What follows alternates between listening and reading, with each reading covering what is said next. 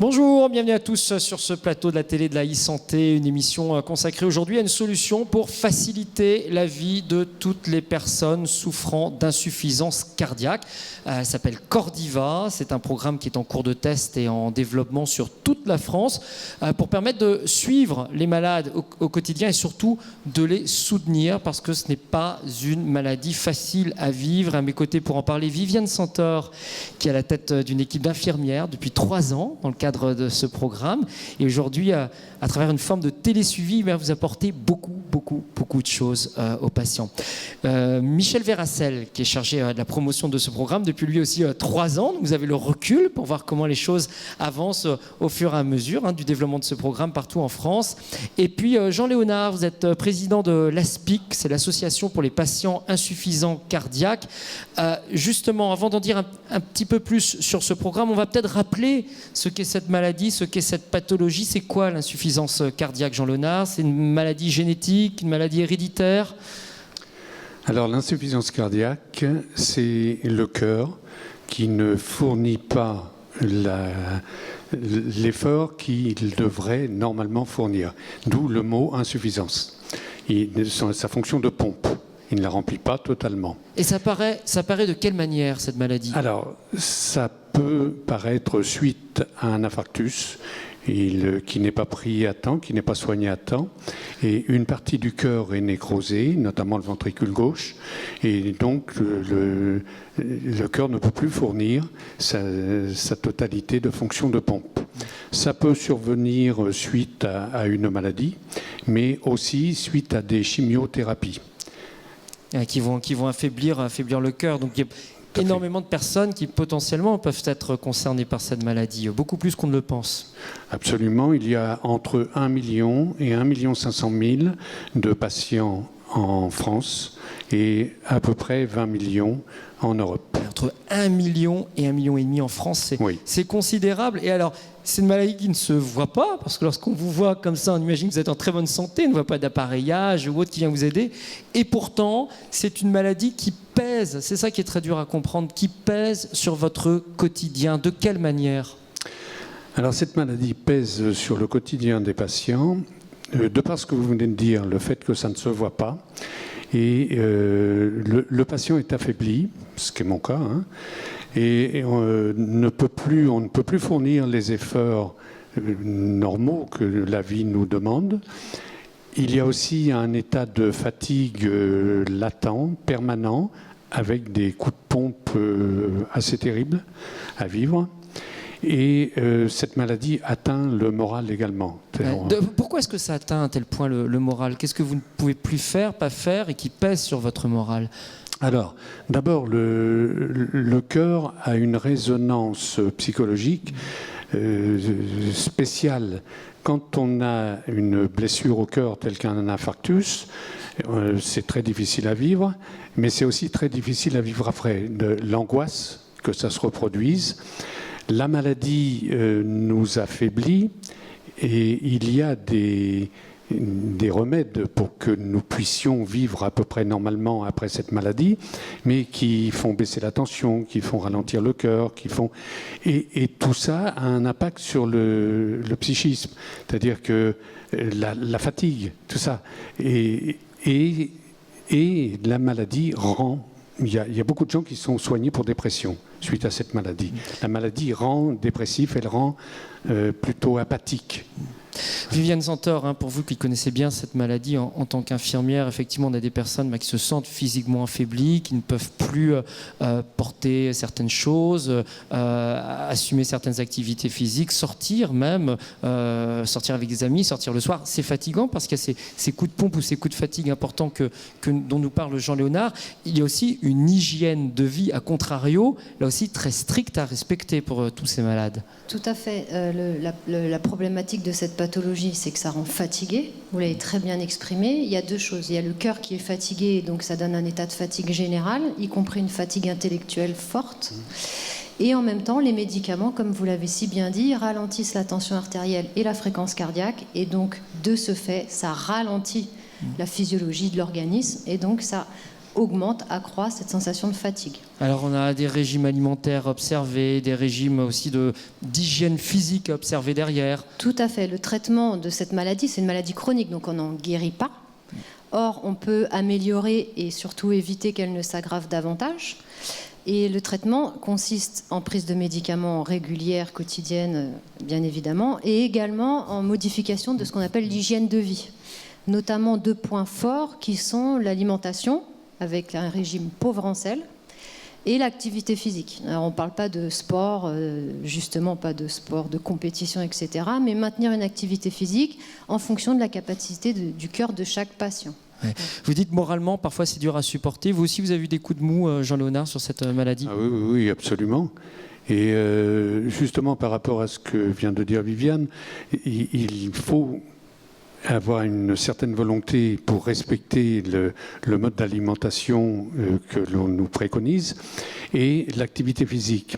Alors, moi, j'arrive à faire entre 45 minutes et 1 heure de marche tous les jours, mais il y a des moments, il faut vraiment que je me donne des coups de pied dans le derrière parce que j'ai pas envie, je suis fatigué et le fait de seulement penser qu'il faille que je marche, mais difficile. Alors moi j'arrive, et j'en suis très heureux, à me filer des coups de pied dans le derrière et à le faire, ce qui fait qu'après je me sens mieux. Mais ce qui est difficile, c'est d'y aller, quoi. Ouais, Voilà. tout le monde n'a pas votre force morale et certains ont besoin d'un peu plus de soutien que d'autres. Et justement, c'est dans ce cadre qu'a été développé le programme Cordiva, avec un équipement très simple chez le patient, une balance pour se peser, quelques réponses simples à donner à un appareil tous les jours, pour assurer un meilleur suivi, trouver les signes aussi cliniques qui peuvent être inquiétants à certains moments, éviter des hospitalisations inutiles, mais pas que ça, c'est aussi soutenir moralement le patient. Alors comment ça marche? Les explications tout de suite en images.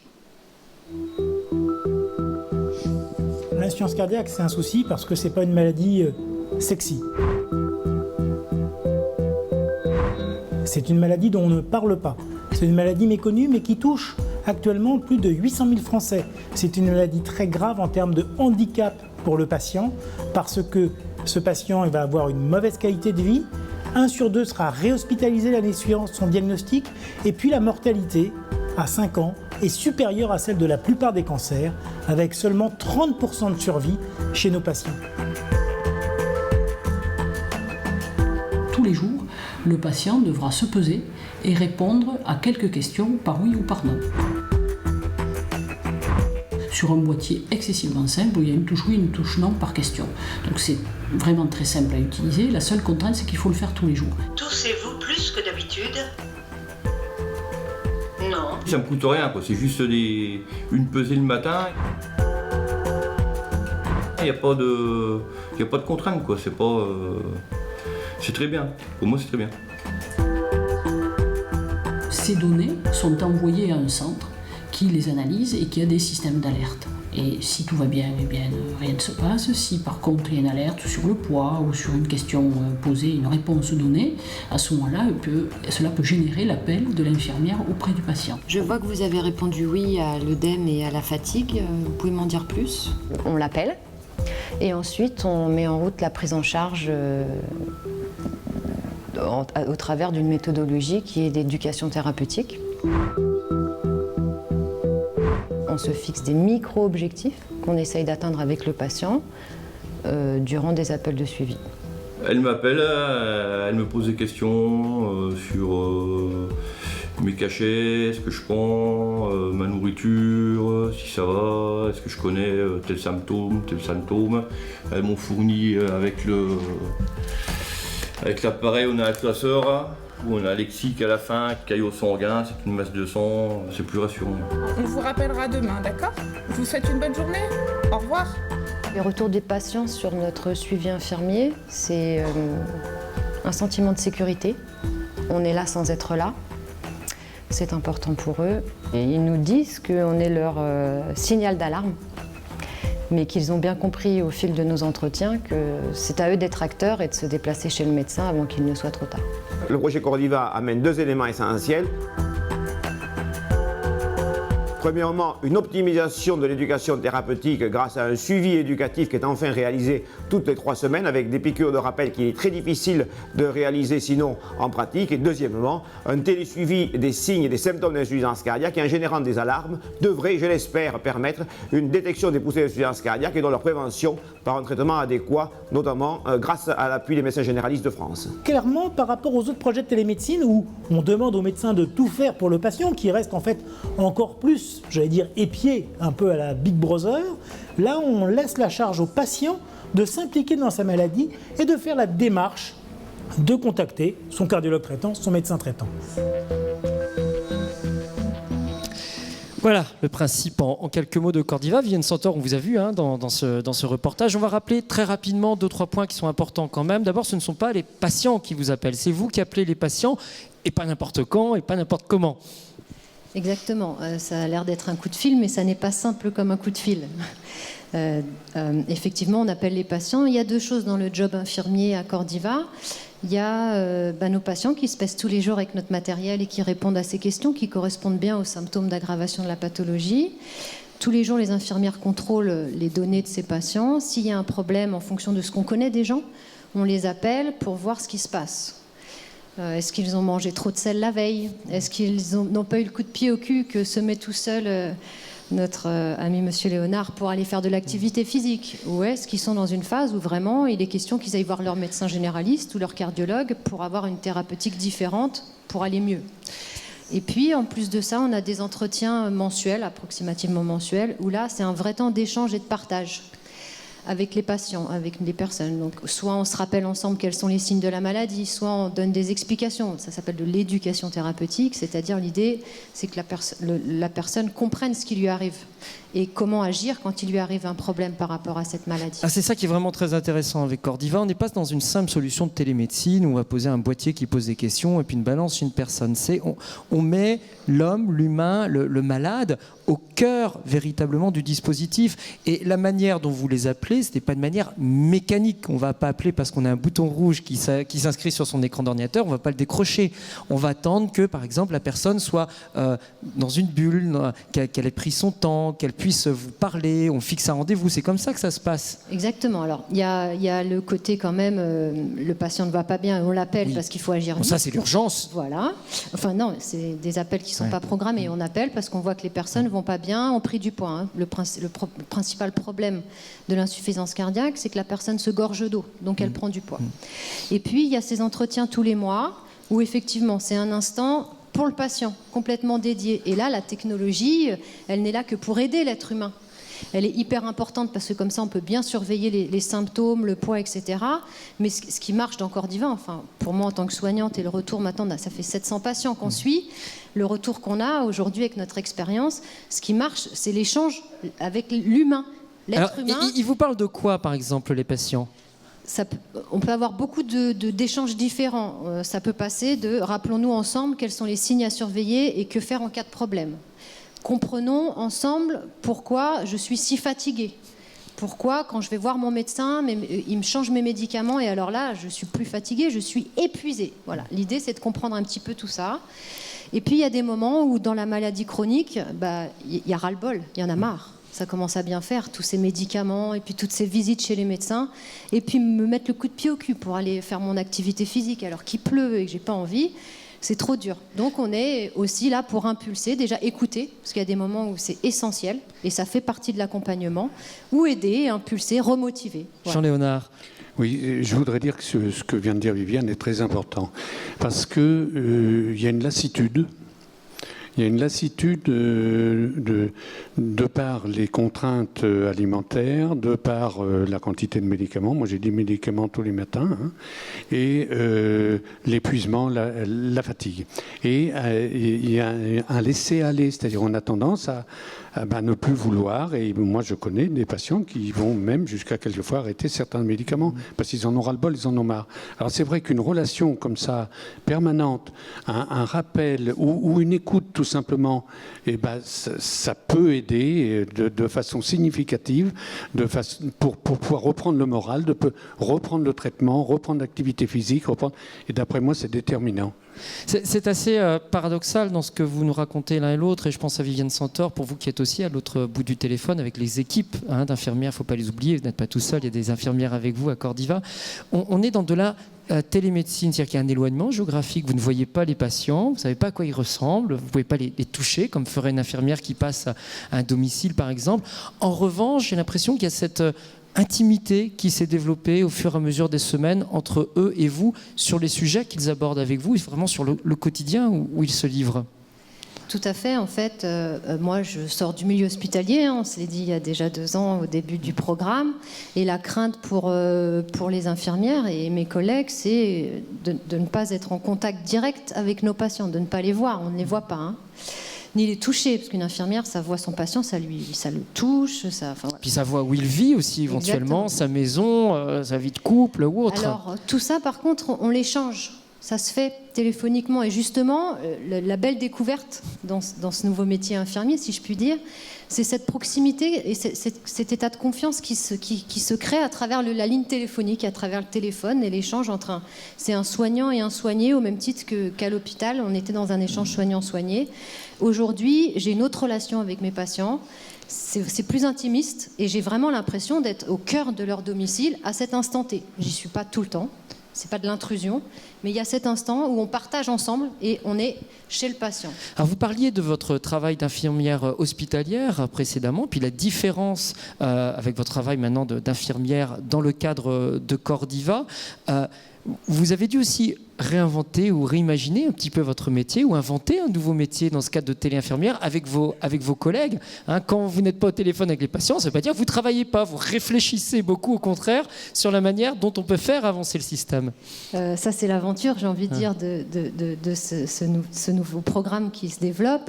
C'est effectivement, on a tout ce temps d'échange avec les patients et c'est l'expérience et l'enrichissement de l'échange et du besoin de ces personnes au domicile qui font qu'en permanence, on travaille, on est accompagné par un psychologue, on est accompagné par des spécialistes, on travaille tant sur notre programme que sur aussi le vécu et de quelle manière on peut aider au mieux ces personnes. Donc, alors justement, qu'est-ce qui a changé entre le début de cette expérience, il y a maintenant 3 ans, et puis les nouvelles techniques que vous avez mises au point avec psychologue ou autre, et ce que vous faites aujourd'hui, quels éléments avez-vous vu évoluer dans votre travail de professionnel ?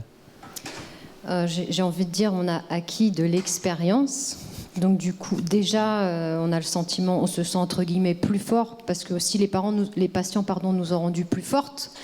Parce que c'est un échange, c'est pas uniquement, on n'est pas là pour apporter des connaissances, mais c'est un vrai échange. Et un vrai quand vous dites les patients nous ont rendu plus fortes, c'est-à-dire ? En termes d'expertise, de connaissance de la maladie et du réel vécu, une fois que cette personne qui est atteinte d'insuffisance cardiaque rentre chez elle et doit vivre au quotidien, qui mieux que le patient peut nous enseigner finalement ce qu'il vit ? Et nous, on a pu s'enrichir comme ça avec le temps de toutes ces expériences de personnes, de patients, dans les meilleurs moments et les moments les plus difficiles quand ça va pas bien. Et du coup, petit à petit, réajuster des choses dans la façon de prendre en charge. Alors, par exemple, sur quel type de comportement ou d'événement vous agissez aujourd'hui de manière peut-être plus fine que ce que vous faisiez il y a 3 ans ? Peut-être beaucoup de choses déjà en termes déjà d'écoute où on s'est dit en arrivant non on veut pas être allô ici ça va pas bien je veux parler. Au début on se disait on veut être dans le soin même au téléphone. Donc on s'aperçoit qu'il y a une part très très importante de l'écoute. À certains moments. Ensuite, on a développé, on a été formé par des professionnels pour faire des choses autour de la motivation. Comment peut-on aider au mieux les personnes à rester motivées et à ne pas se sentir tout flagada et se dire ras-le-bol. À ce moment-là, comment on peut agir auprès d'eux. Donc on a appris grâce à l'expérience et à des accompagnements comment remotiver les gens dans ces moments où ils lâchent tout, quitte à lâcher les médicaments et là se retrouver dans une situation dangereuse pour leur vie. Donc on a amélioré des choses par rapport à ça, on a amélioré aussi des choses par rapport à tout ce qui est diététique. On s'est aperçu que beaucoup de personnes étaient coupées socialement du fait du problème de l'alimentation limitée en sel. Donc on travaille beaucoup autour de l'alimentation avec les personnes aussi, dans l'objectif qu'elles ne se privent plus, tout en sachant équilibrer leur alimentation pour leur maladie. Ça, c'est du soin aussi. C'est pas qu'indiquer les médicaments qui ont tel ou tel effet, c'est également du soin. Jean-Léonard, vous vouliez compléter? Oui, parce que ce qui n'est pas pris en compte dans cette maladie, c'est l'aspect psychologique. Quand on annonce la maladie, on sort avec une ordonnance, on sort avec des recommandations, et puis on sort comme ça, on est laissé à nous-mêmes. Certains bénéficient de l'éducation thérapeutique, heureusement, c'est très bien, mais c'est une minorité. Et après, il y a toute cette phase de difficulté, de découragement, d'angoisse. Et moi, il m'est arrivé plusieurs fois de préparer mon entretien avec le médecin, avec qui j'ai de très bonnes relations, qui est un très bon médecin. Mais je lui en ai jamais parlé, parce que quand j'arrive, il me dit asseyez-vous, il me prend l'attention, il regarde les médicaments, et ça coupe tout. Ça coupe tout, si bien que je ressors, je ne lui ai pas exprimé mes angoisses, mes problèmes et tout. Et moi, ce qui me semble important dans le système qui est mis en place, là, c'est ça. Ça me paraît être un soutien psychologique. Et c'est important, c'est déterminant, parce que, je vous le répète, cette maladie est épuisante physiquement et moralement. Michel Vérassal, on ne soigne pas que des corps, on soigne des êtres humains de chair et d'os et qui ont des sentiments avant tout. Pour vous qui suivez ce programme et qui en assurez la promotion depuis 3 ans, on va rappeler là aussi deux, trois choses importantes. On n'est pas dans un programme expérimental lambda, on est vraiment dans un test scientifique, mesuré, quantifié, qui donnera lieu à de la littérature médicale derrière. Oui, tout à fait. C'est un point important. Ce que je trouve, on l'a rappelé, il y a plusieurs piliers qui sont fondamentaux, notamment l'association de la technologie avec l'humain. Mais tout ça, ça n'a pas de vraie valeur si ce n'est pas prouvé. Et on a deux éléments très importants. On a un élément de preuve en fait, qui est issu de l'histoire, puisqu'il faut savoir que ce programme est déjà remboursé, pris en charge en Allemagne.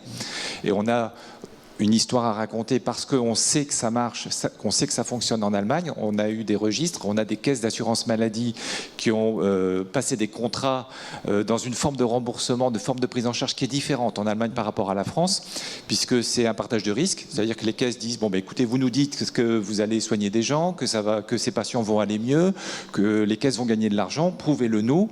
On en reparle dans 1 an. Donc ces patients, enfin ce programme a fait l'objet d'études observationnelles et les données ont été collectées. Elles font l'objet aujourd'hui d'une série de données qui sont en cours de publication.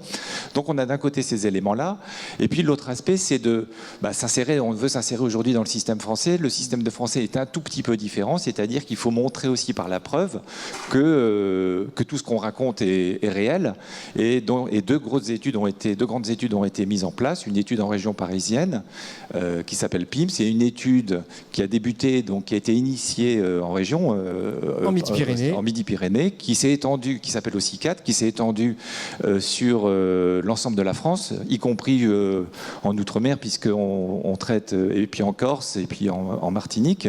Donc cette étude qui a fait l'objet dans un premier temps de 870 patients, étendue à 990, vient de se terminer en termes d'inclusion, et on est parti sur la phase de suivi. Donc on a aujourd'hui l'attente des résultats de ces 2 grandes études en France. Les premiers résultats devraient commencer à apparaître l'année prochaine. Ceci dit, ce programme, il a été développé en Allemagne, il a été éprouvé également en Allemagne. Est-ce que l'on en sait un petit peu plus, de manière chiffrée, qualifiée, quantifiée, ce qu'il a donné outre-Rhin ?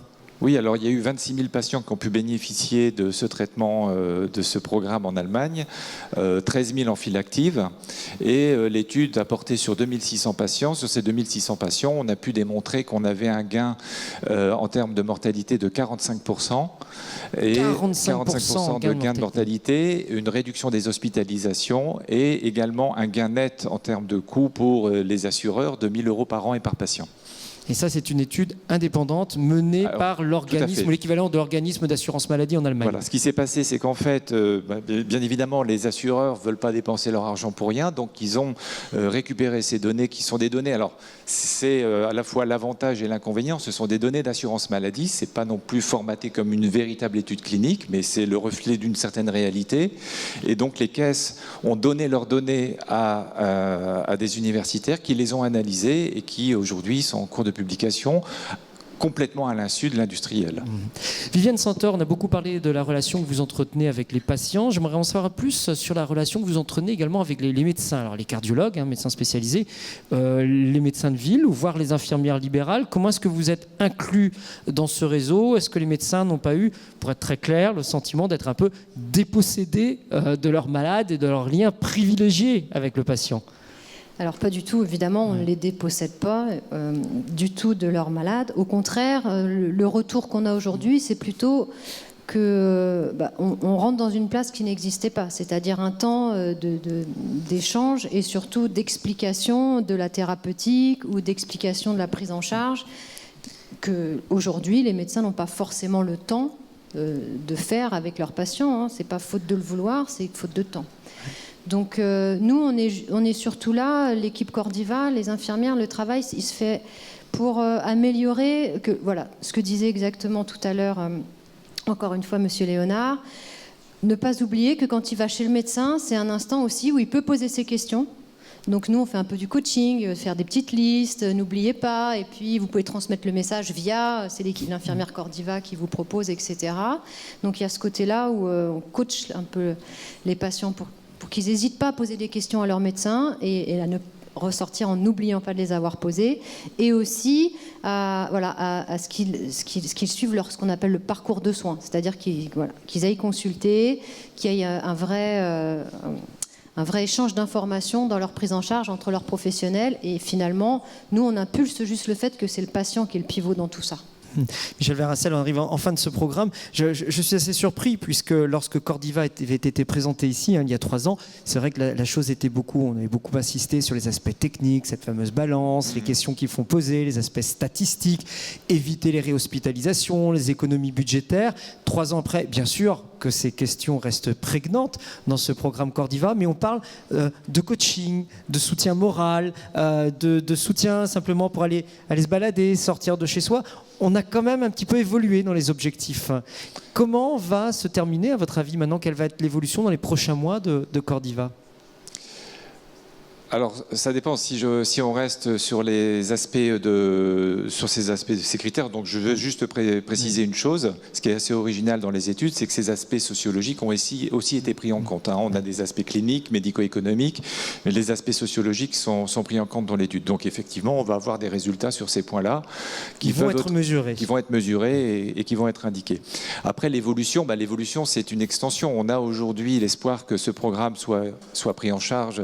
Donc, il y a une évaluation qui va être faite par les autorités françaises, et on a bon espoir de voir ce programme se généraliser et pouvoir être offert par les cardiologues et les médecins traitants à leurs patients. Ouais. Viviane Santor, peut-être, je sais pas, une anecdote, le moment le plus fort ou un moment fort que vous ayez senti dans une relation avec un patient dans le cadre de ce programme Cordiva ? Des moments forts, il y en a énormément. J'en ai, et mes collègues infirmières en ont énormément, mais c'est vrai qu'on peut revenir sur des petites choses. Dernièrement, par exemple, j'avais un patient jeune qui est insuffisant cardiaque suite à un accident de la voie publique. Donc c'est vraiment le choc. Et il a bien compris qu'à chaque fois qu'il allait à l'hôpital, on lui mettait des médicaments par les veines, et puis il finissait par se vider de l'eau qu'il gardait, et donc soulager son cœur et rentrer à la maison. Donc il s'est dit, puisqu'à l'hôpital on me fait uriner grâce à ces médicaments, je vais le faire chez moi. Après tout, je sais très bien ce qui va se passer si je vais chez le médecin, il va m'y envoyer. Donc ce jeune patient a pris triple dose de médicaments à la maison, s'est dit je vais faire beaucoup d'activité physique alors qu'il allait déjà très mal évidemment, je vais aller courir dans le parc, etc. Voilà. Aïe, aïe, aïe, aïe, aïe, on imagine les risques vraiment graves pour sa santé, l'état de son cœur. Et voilà, et donc nous, tout de suite, évidemment, on le remarque grâce, là, cette fois-ci, à la technologie qui nous alerte, et on rentre en contact avec ce patient qui nous explique qu'il avait donc décidé de faire ça. Et à ce moment-là, tout le jeu s'est fait d'explication, d'éducation et d'orientation vers le médecin, ce qui lui a permis en tout cas de ne pas se retrouver hospitalisé et de ne pas se retrouver dans un état critique, à continuer à faire ça pendant... Il s'était donné 48 heures, heureusement, au bout de 2 heures, nous tout de suite on s'en est aperçu, grâce à notre matériel connecté. Ouais. Et il va maintenant très bien et il a bien compris le système entre-temps. Mais voilà. Jean-Léonard, votre espoir sur Cordiva dans les prochains mois, pour vous qui représentez justement ces patients en insuffisance cardiaque ? Alors mon espoir, je vais vous donner un exemple. J'ai reçu un coup de fil dernièrement d'une dame dont le mari est insuffisant cardiaque et qui est en train de baisser les bras. Le mari est en train de baisser les bras et c'est une maladie évolutive. C'est-à-dire que si on ne fait pas ce qu'il faut, la maladie continue, elle, d'évoluer et ça se termine tragiquement. Hein. Eh bien, c'est que ce système, le système Cordiva, permet d'éviter ça. Parce que ce monsieur, il n'a aucune aide, cette dame n'a aucune aide, sauf l'association. Elle se retourne vers nous. Mais si elle avait régulièrement un appel, c'est parce que je pense que les aidants doivent être soulagés aussi par ça, peut-être que cette famille ne se trouverait pas dans cette situation-là. Et si on peut éviter ça, ça sera vraiment très, très bien. Éviter, soutenir le corps et effectivement les personnes dans ces corps. Merci à vous trois d'avoir participé à ce débat et on attend donc avec beaucoup d'impatience les résultats définitifs de ce programme Cordiva en France. Et puis si vous voulez en savoir plus, eh bien, il y a un site où tout est expliqué, cordiva.fr. Merci, au revoir.